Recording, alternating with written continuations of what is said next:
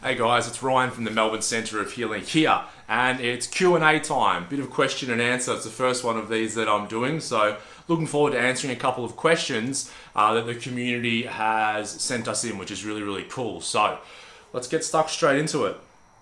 Well, we're going hard early.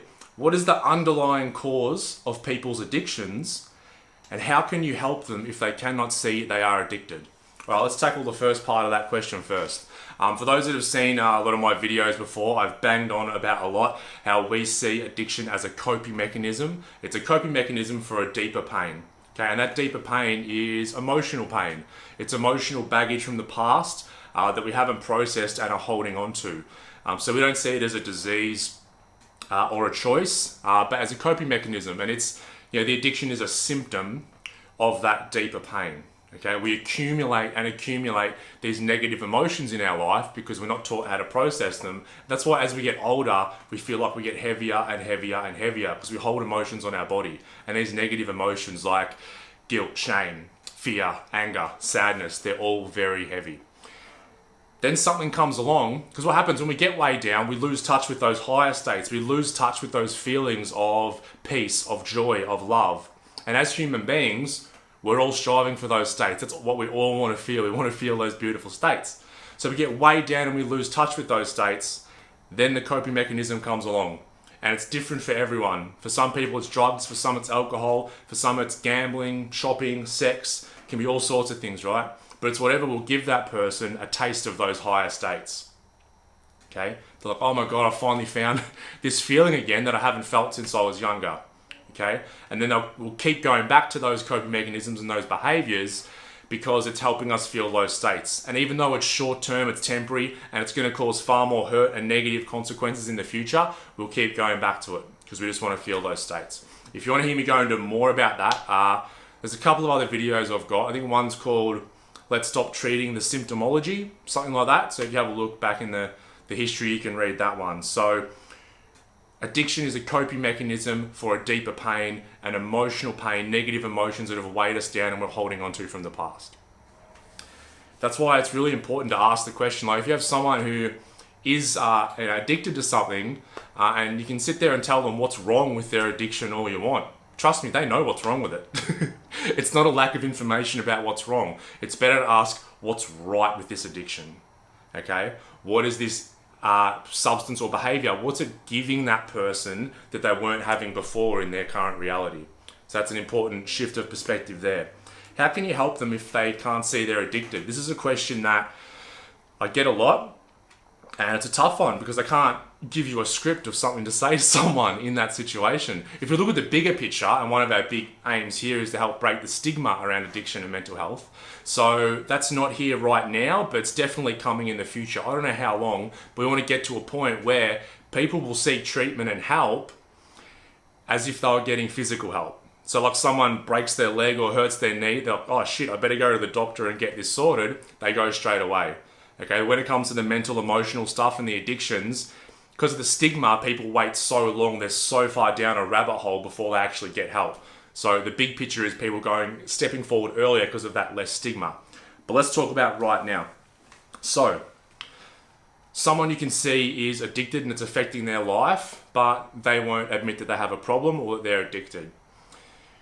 What you say to them is far less important than the energy and intention behind what you say. I'll say that again. What you actually say is far less important than the energy and intention behind what you say. So, as soon as you speak to someone and they feel like either they're being judged or they're told what to do, they will get defensive. They will get their back up and they will verbally attack back, or they'll disassociate and pretend they don't care. Okay? But trust me, they do. And I'm sure we've all had that people in their life and they're, it can be a certain issue, it can be addiction, and they're like, they just don't care. It might seem outwardly that they don't care and they're ignoring. Trust me, they care, and it's hurting them on the inside. They're just not portraying it outwardly. Okay, so what we want to do is, before speaking to anyone, ask yourself, am I coming purely 100% from love and compassion, or am I trying to tell someone what to do? And if you're about to go talk to that person, and there's any single part of you, even 5%, that wants to tell them what to do, do it later. Come back in a few hours until you're coming 100% from love and compassion. And when you're coming from love and compassion, you're prepared for them to tell you to fuck off. That can be part of it, right? But it's the intention behind it. And saying, hey, look, I think this might be affecting your life, and if you want to get help, I'm going to be here for you. And they may tell you to get stuffed. They may say, hey, I don't want to get help, nothing's wrong. Come from love and compassion. Now, that being said, you have complete responsibility for your state, your emotional state, and your stress. So, it's up to you what you are going to tolerate. Okay? Because we want that person coming to that conclusion as fast as possible that they're open to getting help and they want to get help. Okay? So in that period before they want to get help, you got to decide what you want to tolerate.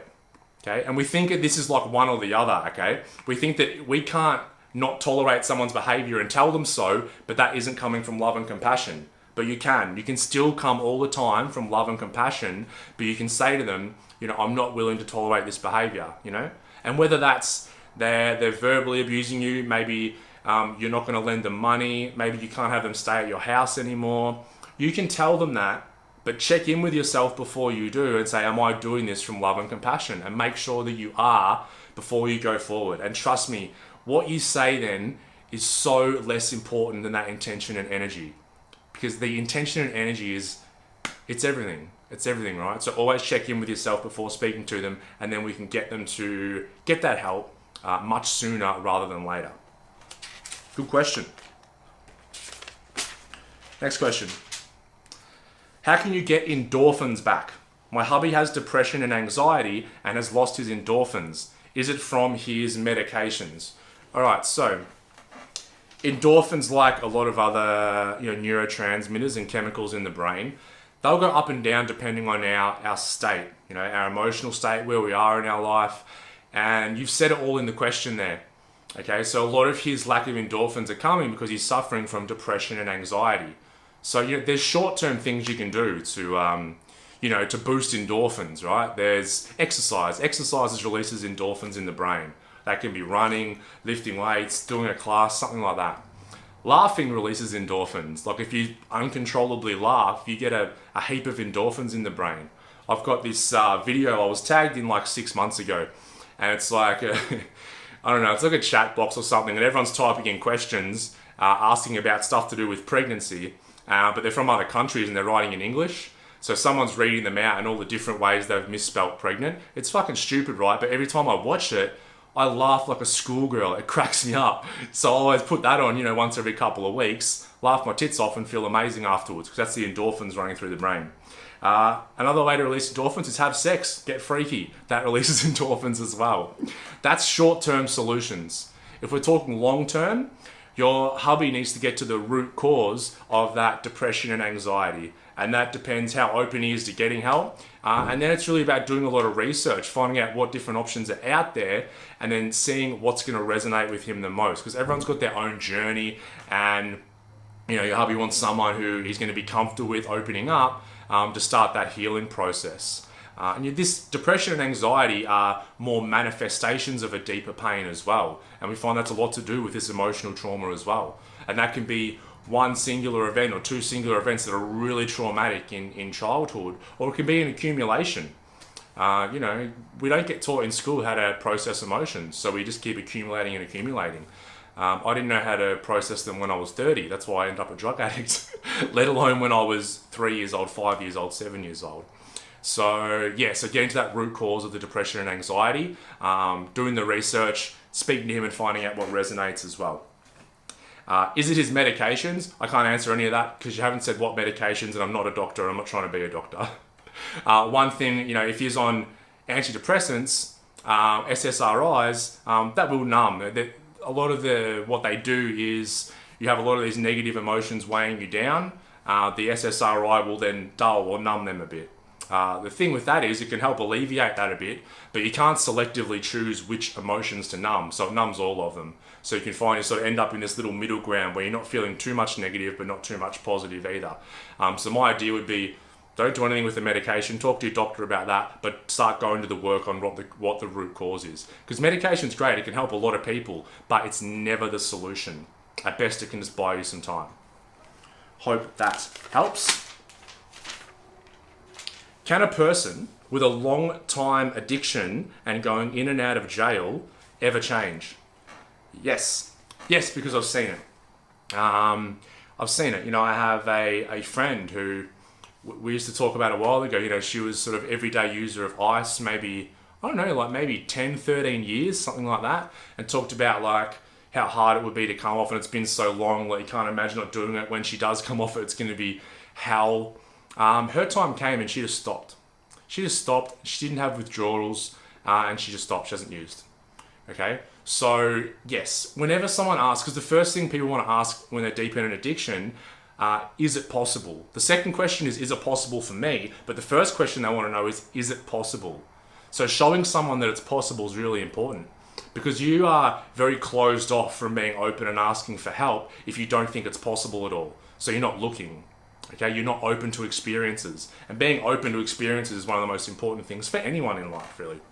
So what I ask with addictions or with anything, all you need is a sample size of 1. Okay, if there's a sample size of 1, you know it's possible. Okay, from there, is this possible for me? But now you're open to finding out if it's possible for me. So I know of a handful of people who've had 10 plus years addiction, in and out of jail, that kind of thing, who have got better and just stopped and live great lives now. Okay, what can happen after that long, and with the going through the justice system and everything, people can get beat down because they probably have tried a lot of other things. Society has shamed them, that's another topic altogether. But they get beaten down and feel like nothing will work. Okay, but it is 100% possible, because I've seen it with my own eyes. Okay, and all you need is a sample size of 1 to know that it's possible. Next question. This one's about the justice system.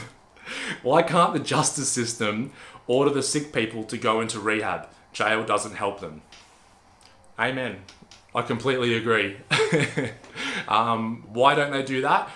We're in Australia, which is one of the greatest countries in the world. We have an amazing opportunity in this country. When it comes to this kind of stuff and a lot of our laws and that kind of thing, we tend to follow America's lead, and then we end up being a couple of years behind whatever America are doing. Unfortunately, America are the ones who started this whole ridiculous war on drugs, nearly 100 years ago. And if you did the research, and if you want to read a book, read Chasing the Scream by Johann Hari, and find out that the whole war on drugs was started really so the minorities in America, like the black people, Asians, Hispanics, could all be sort of segregated and marginalized and controlled because through these drug laws and this war on drugs. This war's been going on nearly 100 years. It's a complete and utter failure. If you looked at the mere stats, it's costing billions and billions every year, and it's ridiculous. One of the main drivers and byproducts of addiction is isolation. And to take someone and to put them in a cage and to think, oh, that's going to rehabilitate them, they'll come out and not use again, is so bloody ridiculous. It's crazy. But there's other parts of the world that are doing things. Portugal decriminalised drugs over 10 years ago. So all drugs for possession are decriminalised. You can't get arrested for. Their usage rates are down, addiction rates are down. Their overdose deaths are like dramatically down. Their violent crime is down. So there are countries out there doing things, and hopefully we could take notice and take their lead as well, because the war on drugs isn't a war on drugs. You can't declare war on an inanimate object. The war on drugs is a war on drug addicts, and these are people that need help, not to be locked in a cage. Good question. How long does it take for your brain to return to normal after stopping? All right, a couple of things to that question. What is normal to start with, right? There's one thing that I see which drives me a little bit crazy. It's taught in TAFEs, it's taught online by the government in courses, it's taught throughout the system. With an example, they say ice use. When you're addicted to ice and you stop, it takes around 18 months for your dopamine levels to return to normal. Okay? Personally, I don't agree with that. Because me personally, and people that come through our centre, have, after 1 week, 3 weeks, 5 weeks of stopping using and being long-time addicts, have felt more happy, more rewarded, and more peaceful than at any other stage in their life. Okay? I think a lot of this brain chemistry stuff, if you took someone who was an addict and they just stopped doing drugs without doing any of the work, then they go back to normal. But what is normal? You know, we're all experiencing our own reality. There is no normal. So imagine when you stop and you go back and do the work, you release the emotions from the past, you change some limiting beliefs. The normal, or the reality you're going back to, is different to the one that led you to being a drug addict. Okay? So man, I'm literally a few hours after I stopped using ice, I felt more pleasure, peace, joy and everything in my session with Melissa than I had at any other point in my life, like bar none. So the fact that I could read something and say, oh, it's going to be 18 months before you return to normal, man. And that deters people as well, because people are like, I'm thinking about getting help and stopping, and they read something like that, oh, even if I do get past it and stop, it's going to take another 18 months to get back to normal. I don't subscribe, I don't agree. And also, even the actual physical, detox phase and everything is like 1 week to 3 weeks, depending on the drugs and that kind of thing. And when it comes to that, you can do certain things in that period to help with your neurotransmitters and help your brain get back online as soon as possible. But this 18-month stuff is just absolute rubbish. We'll leave it there for the Q&A. I don't want to take up any more time. I might do this again in a couple of weeks because I love getting these questions and answering them. That's it for me today, guys. I'll speak to you all soon. Have a great day. Peace out.